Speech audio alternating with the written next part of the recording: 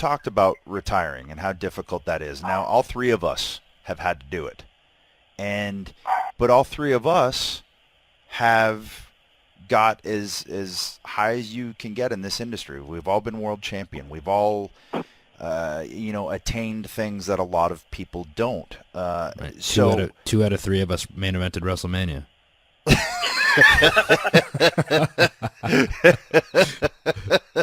I wasn't going to say that part. Oh, okay. Edit it out, Matt. But we were able to get those things and grasp those things, and you still find retirement difficult. And you talked about wanting to come back. You still have that fire and urge to do it. Yeah, and so it's interesting because like Road Dogg was talking to me it was just like 2 weeks ago, and he was like, do you ever sit back and think how incredible it was, like, that it even happened that you main evented WrestleMania? Because that was never the trajectory for me, or anything like that, and like it, and just what a cool moment that is. And then like you can always hang your hat on that type of thing, right? And to me, it's like, yes, it was a very cool moment, but I am very much like, I live like in the now, right? And so part of my deal is, so I like, whenever I've had like a hard time, when I was really sick as a kid, I missed a lot of school, and like there was one time I missed school for an entire month. I couldn't, like, I have a really weak immune system, and I missed school for an entire month. And one of the things that always got me through that, which is really weird to think about now, is wrestling, right? And people ask me a lot, would you ever want your daughter to wrestle? And I always tell them, I don't care if she wrestles or not. Mm-hmm. I want her to find something for her that was like what wrestling has been for me. Like, find something that you just absolutely love, that like when life is really hard, like you have this thing that you can turn to that makes you feel better, right? And so it's really hard when people tell me all the time, like, oh, well, you should be, you've got a kid now, shouldn't you be happy and all that kind of stuff. I'm very happy. But there's also, wrestling is something that nothing else can replace for me, right? Let me ask you a question. So there's, just going off. Sorry, I didn't mean to interrupt, but going off of something you just kind of said, where, main eventing WrestleMania and what a cool moment that is. But is there any part of you, because after is kind of when all the issues started to kind of come to the forefront, right? I mean, you never even really had a chance to run with the title that you won at WrestleMania. Is there any of that weighing on your decision to try to come back? Is that part of it? Like, you feel like there's unfinished business in that sense, or there's something that you need to, loose ends you need to tie up with that kind of? No, I mean, I'm not driven by that really. Mm-hmm. I'm driven by my how much I enjoy the performance of it. Mm-hmm. So I mean, I do honestly have goals for wrestling. I would like. It was really interesting. I had a conversation with Vince. I don't know when it was. I don't know if it was before WrestleMania 30 or if it was after WrestleMania 30, but it went something along the lines like this. It's like he had said something along the lines to me of like, we really want to push Roman to be the next John Cena. And I had said to him that, boss, I 100% support that, but I just want you to know that I want to be the next John Cena, right? Don't tell me you want this other guy to be John Cena. And I'm not somebody who says, like, I'm not very confrontational. I'm not somebody who says, like, I'm the man, you need to push me. I just said it. But to be honest with you, sir, that's great that you want that for him. I want to be the next John Cena, and I'm going to push myself to be that person, right? And then I didn't get a chance to do it. And is that disappointing? Yes. I'm in this process. I'm in this really weird process right now. So this might be the part that gets like the most, if people are drawn attention to to something that we say. This, like, if you guys want to talk about what I'm actually going through right now, this is kind of what I'm going through. So when I had my last concussion, they sent me to these doctors, right? So these are not my doctors. WWE sent me to Barrows Neurological in Phoenix. They're concussion specialists. They cleared me. Then I was like, okay, they cleared me. I'm good to go. But no, you're not good to go. Okay, so what else can I do? Send me to anybody else. Send me to, like, should we get a third opinion? Yes, okay. Send me to UCLA. They sent me there. I didn't choose these doctors. And it's a team of doctors, and they're concussion specialists, and they run me through all these tests. At the end of all these tests, they're like, you're cleared to go. And I was like, yes, I'm cleared to go. And then it's like, no, you're not cleared to go, right? And then then I start doing, like, this experimental testing, right? And it's like, so it's stuff that's not, like, even FDA approved and all that kind of stuff. And so I did this. I worked with these people at Evoke Neuroscience, which they're doing awesome stuff. It's like impact testing that WWE does, where you, what they do is they test you before, like they test you when you feel great, right? And then they hook an EEG up to your brain. They're doing reflex testing, and then after, like, a fight or after you've had a concussion, they do it again, and you're not allowed to return to even train until you match up with your initial results, right? So, Okay. but that doesn't really have anything to do with, like, what I'm trying to do.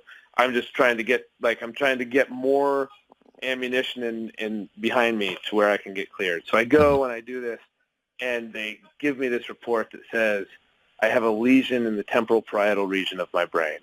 And I'm just like, holy, am I allowed to cuss on this show? Yeah, go ahead. Yep.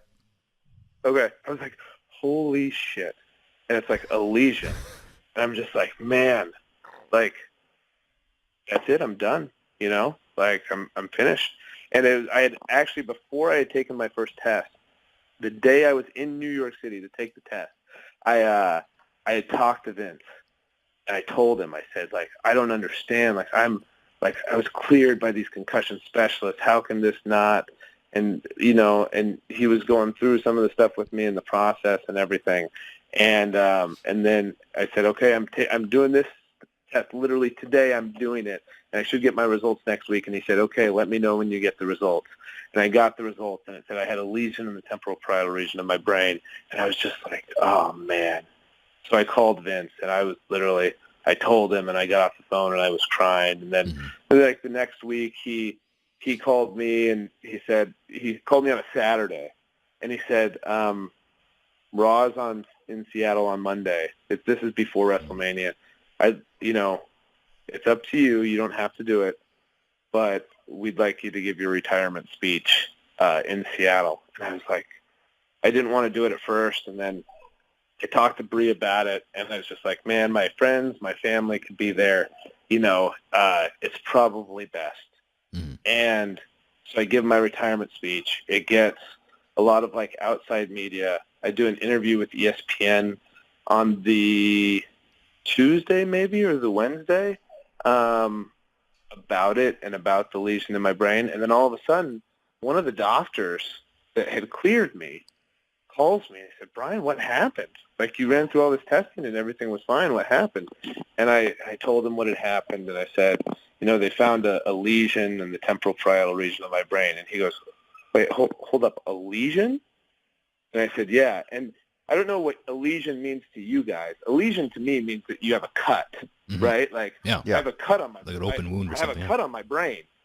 And he goes, no, lesion in medical terminology is a very vague thing. It just says something is there, right? Like, we don't know what it is, so we call it a lesion in the temporal parietal region of your brain. And then he goes on to look at the results of the test, and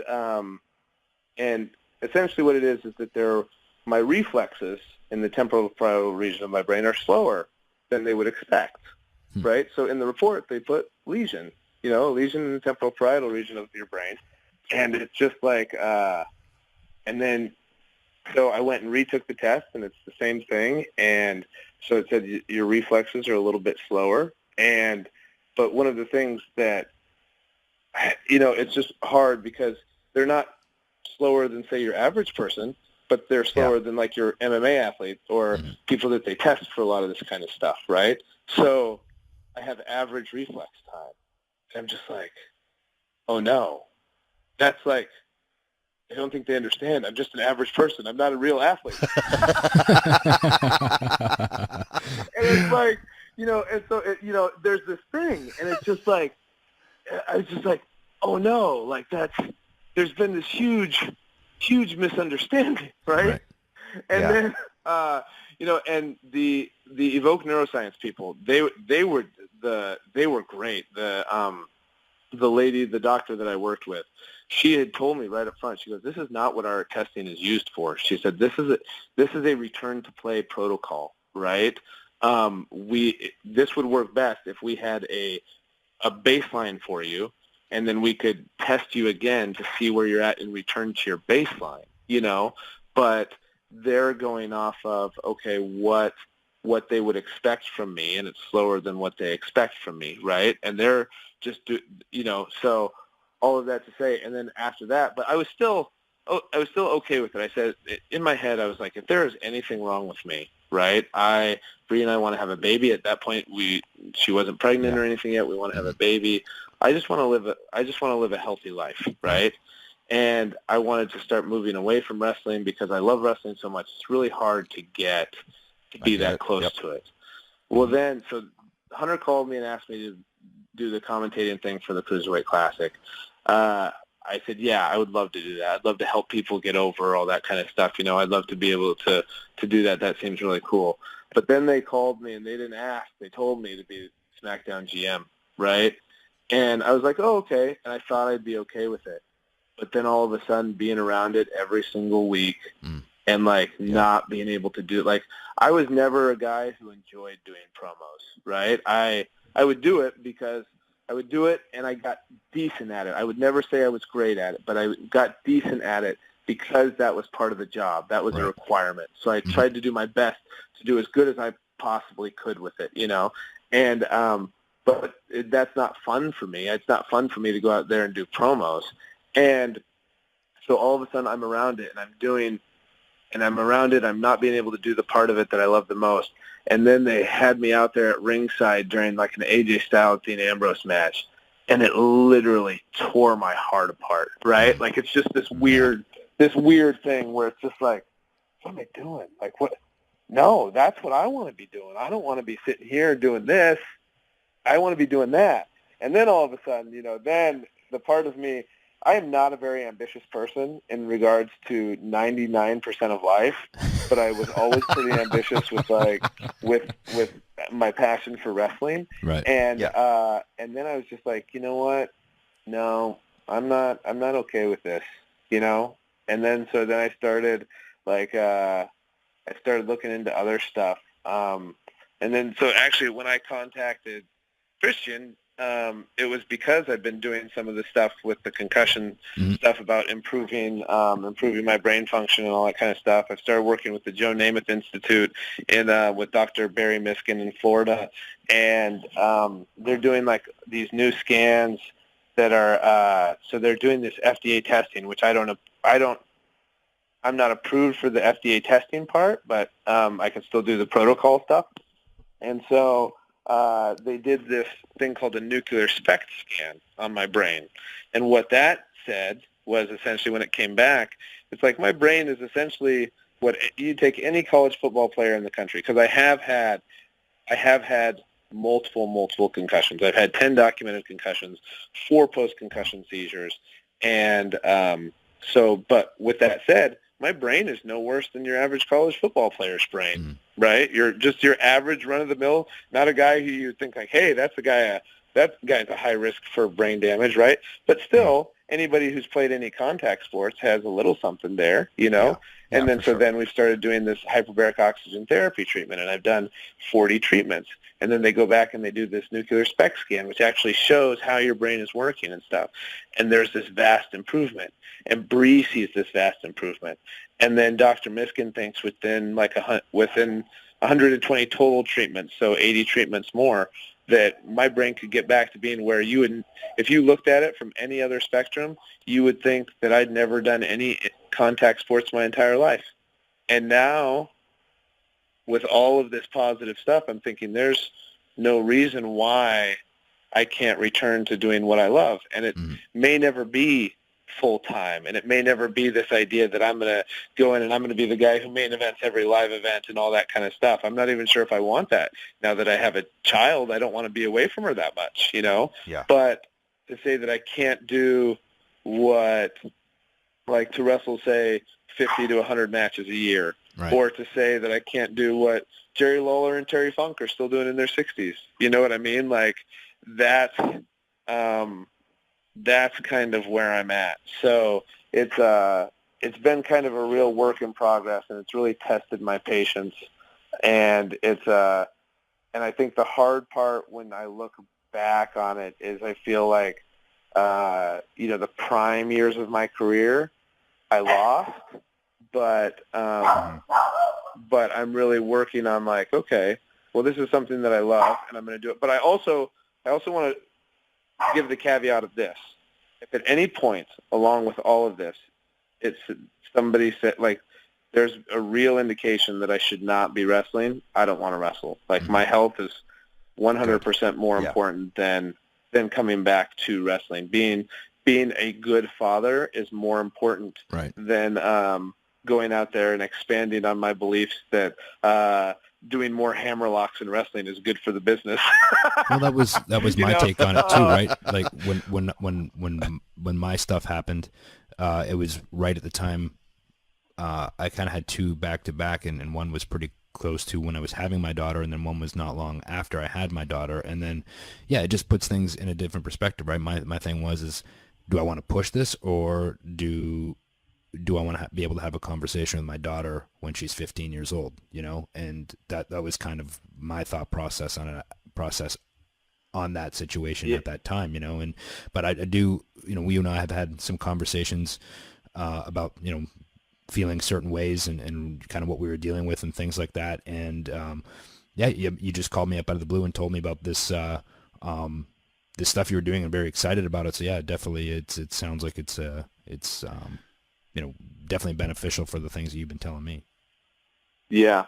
Well, and and one of the things too that I hope that my daughter picks up from me is like people have said this to me before. Actually, somebody in WWE management said this to me like last week. They said, with your daughter, why do you even want to do this? And I think also part of it is my daughter is one of the reasons why I do want to do it, is this idea of teaching her that, like, hey, whatever your dream is, whatever your version of wrestling is, like, you can do it, and you can't let, like, just because somebody says you can't do this because we think this, that's not a good reason to stop. Like, it'd be different if all the doctors had said, no, this is bad for your health. I mean, you should not do this, Yeah. But if all of them, if for the most part all of them are saying, yeah, you can do this,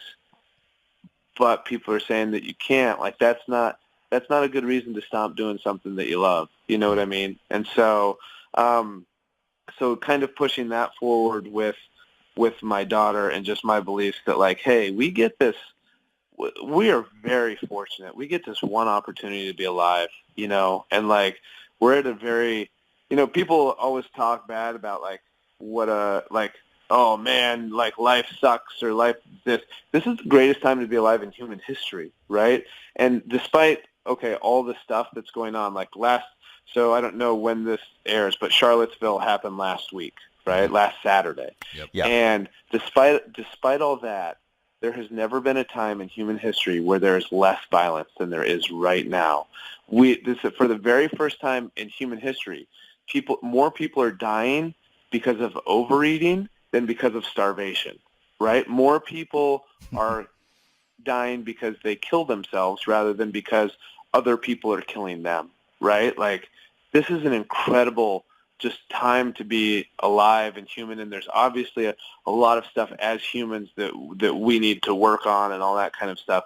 but you get this one life and this incredible opportunity, the best time in human history to be alive, and you don't want to look back when you're getting to the end of the tunnel and being like, man, the things that I like, the thing that really like drove my passion, I stopped doing it because somebody told me I shouldn't. Like I just don't think that's not fair to me, and that's not fair to to tell that to other people too. So that's kind of a driving motivation of mine too, is doing it rather than saying like, oh, you're doing this despite having a daughter. I'm doing it more for my daughter than anything else. So, but that also, Well, I have. I'm not opposed to the idea that people think I'm delusional. So. That's a very real possibility. I have to say, so. I'm Just have Kendrick I'm relieved. I'm relieved though. I'm relieved to hear though that if you do get word that it's not a good idea, that you're open to that, because I get where you're coming from, because one thing that I've found in not having wrestling anymore, I needed to find something else to try and fill that gap, and I don't have any kind of choice or any doctors telling me I can do it again. So I was forced to really sit down and go, okay, what else can fill this void? And thankfully, I've found that. But I need that creative outlet. I need that something in order to be a better dad, in order to be a better partner, in order to be a better man. I still need to be that version of me, whether it's and it's not wrestling. So now I've stumbled into acting, and it has, for me, helped fill that void. So I get where you're coming from. I really do. And I'm very thankful to hear that you're going to be. I just want you to be safe, be careful, and I know you will, obviously. But yeah, it's interesting stuff, man. Yeah, and it's so weird too, because with the concussion stuff, a lot of it is so subjective right now, because they don't have much hard science on it. You know what I mean? Like there's some really interesting stuff out there. Like ESPN just did this thing where they tested. I don't know what it is. I'm gonna make this up, but I think it's somewhat accurate. They tested 111 dead football players' brains, and 110 of them, that, like the headline said, 110 of them had CTE, right? But that's not the case. The 110 of them had the tau protein that they associate with CTE, right? And so it's okay. And what of those people actually had symptoms of having CTE? Like what of that is happening? There's not a lot of, and I'm not saying that, by no means am I saying that none of those guys had CTE. I'm not like a CTE denial person or whatever, but I'm just saying that there's not a lot of research. They don't have a lot of conclusive stuff on the concussion stuff, and so a lot of it is subjective. It's like when they talk about some of the CTE deaths and people who had real symptoms, there were also a lot of those guys who had done a lot of other drugs and that sort of thing, and they don't take into account those effects on people's brains. And when I think one of the things that I hope to do about being open about all my stuff, and I had talked to WWE about this, but they're in a different position because of they're a company who people are suing for concussion stuff, right?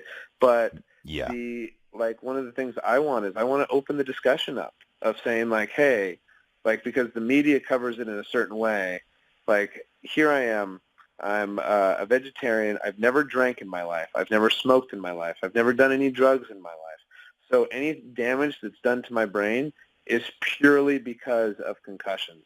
And whoever wants to study my brain, whoever wants to come on and be like, hey, we'd like to do this test on your brain, as long as it doesn't involve too many needles, because I'm scared to death of needles, I'm open for it. I'm open for the conversation to be talked about. And I feel like I'm a very good, when you look at science and you need okay, so when they're doing a test study of, okay, is running good for your heart, right? And they have a group of people who run and a group of people who don't run, and then they test them. Well, what are the people who aren't running? What are they also doing? Are they smoking? Are they doing this? Are they doing that? Or whatever, It's right. I think from a scientific perspective, it's nice to have somebody like me who's like, okay, I've never done anything else. You know what I mean? So any damage that's going on up there is purely because of the the stuff that I've done to my body. You know. Mhm.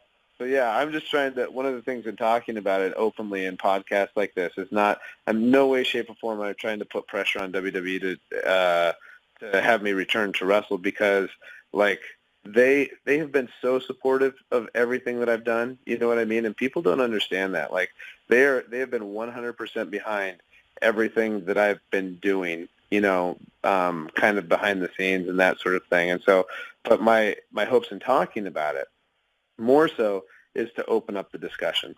So. Well, I mean, I'm really glad that you had this outlet. I had no idea we'd go down this road, so it was very cool to kind of shine some light on it. And